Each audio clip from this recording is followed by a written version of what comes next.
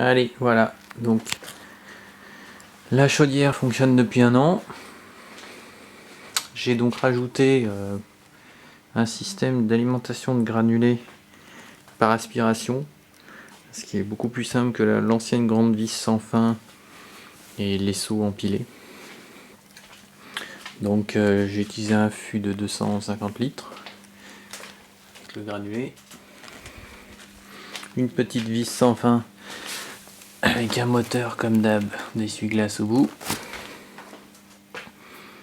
du tuyau de 50 mm de diamètre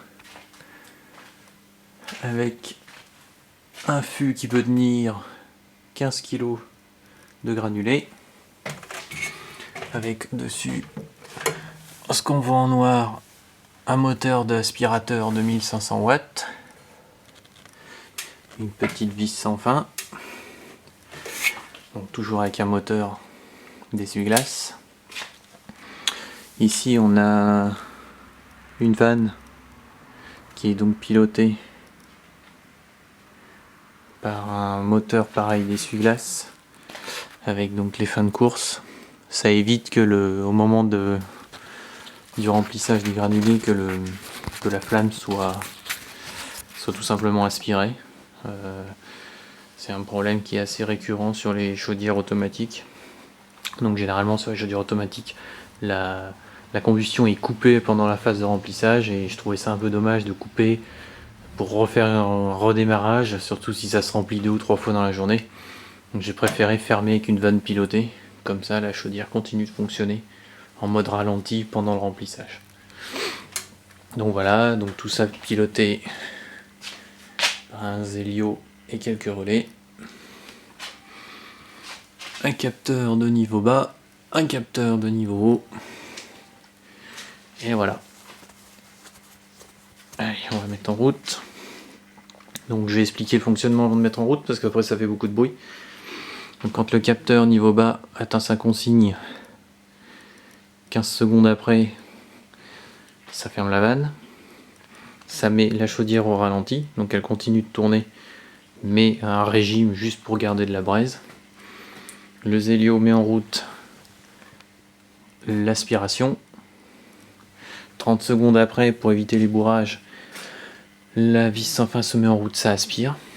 Quand ça atteint le niveau haut, la vis sans fin se coupe, mais le moteur continue à aspirer pendant 30 secondes pour éviter encore une fois les bourrages, parce que si on coupe tout en même temps, les granulés restent dans le tuyau et ça fait des bourrages. Et ensuite le ventilo s'arrête, enfin l'aspiration s'arrête, la vanne s'ouvre quelques secondes après et la chaudière reprend son cycle. Allez, mise en route.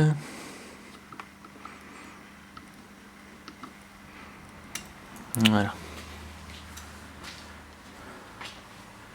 Donc là, la vanne va se fermer.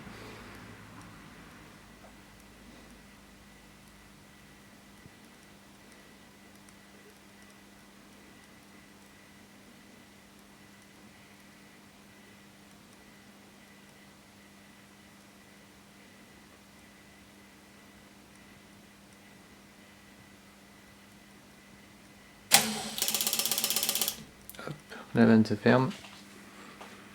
Le ventilo se met en route.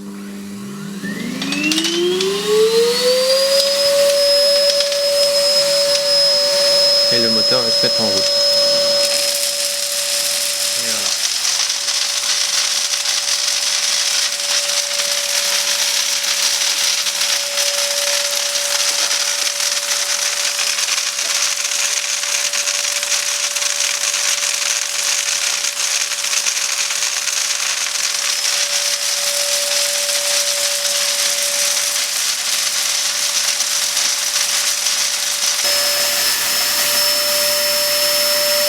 Voilà, le capteur est plein, la vis sans fin s'arrête, la ventilation continue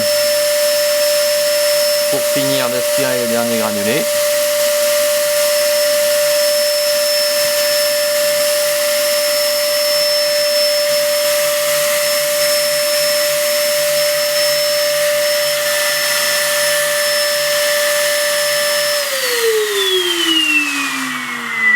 Et la vanne va s'ouvrir.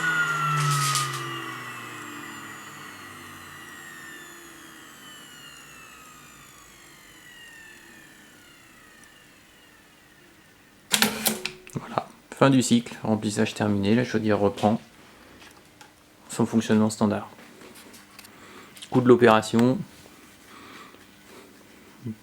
même pas 100 €.